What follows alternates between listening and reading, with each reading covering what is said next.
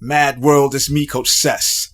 Hey, it is that time of the year where we get our MMA on. Got several shows I am looking forward to. Next weekend, not next weekend, 2 weeks, I'll be going down to Ultimate Battlegrounds number 9 to corner. The following week, I'll be heading up to Fight For It number 11, where I'll be doing some commentary work. But before I get to that commentary work, I'm also doing some writing for that company, and I am doing some previews of the fights. I'm going to give you one of my takes on one of the fights. It's a kickboxing super heavyweight event, and it is between Jason Dula and Tad Collins. So to give you some background, at Fight For It number 10, Jason Dula lost a decision. And one of the things I saw in that was that he wasn't able to make the adjustments between rounds. I thought he did enough to win round 1, but the other 2 rounds went to his opponent. I believe his name was Suggs. I have to look it up. Tad Collins went in and destroyed his opponent in less than a minute.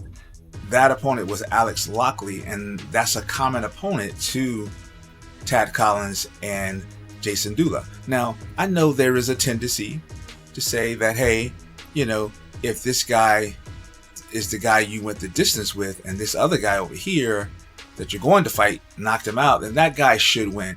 Well, honestly, I think right now, as things stand, Tad Collins beats Jason Dula by KO, but not because of the common opponent, but because of tendencies that I see in Dula's style.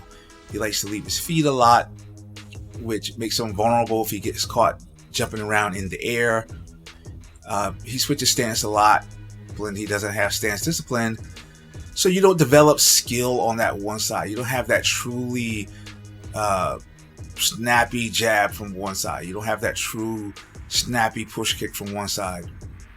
I think it's important that you develop a skill that people kind of know you for, so they respect you for it a little bit. They kind of anticipate it. You go out and you can use it, even if you don't use it to finish or to attack, you can use it as a feint.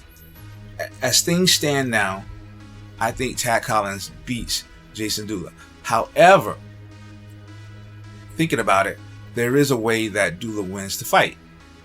Dula hasn't shown the ability to have that one punch knockout punch or kick. So I think what he has to do is he has to come in and use his footwork. Keep his feet on the ground and go for leg kicks. Instead of all these high kicks he likes to throw, keep his feet on the ground, go for leg kicks, wear Tad out. Remember, these are super heavyweights, so they have to carry that weight around on their feet. So I would attack the base a little bit to unstabilize him, to make him breathe a little bit. Also, use his range. Dula looks to have the longer arms. He should use them. Focus on a jab and don't go in for the kill. Stay back and work his jab and let Tad run into his crossing hook and use that hook to help him reset back to an angle. Dula comes from Atlantic MMA. They take their kickboxing way back to the 90s, and they're one of the few schools that have been doing kickboxing for quite a while. It's always been part of their curriculum. They're good at it, and that's what Dula should depend on. But Keith Rockstar Richardson's team, their pedigree normally is MMA. Let's go in and fight for ourselves tonight. Tad needs to fight for himself because he's fighting against a guy with a background whose gym lineage is long lasting, and Modern Warrior MMA is on an uprise, so Dula doesn't need to take them for granted. I think what he does is he go out and fights for himself. So that means power, speed, footwork, and skill are going to be the main factors. Let's give it up to Tad Collins. He's going to have the power. The only way that Dula matches that power is that he wears him down and he takes over in the endurance department. And the only way he's going to do that is to use his footwork, where he will have an advantage in terms of a mobility. But if he starts kicking, jumping in the air, those are energy expensive tools. They wear you out.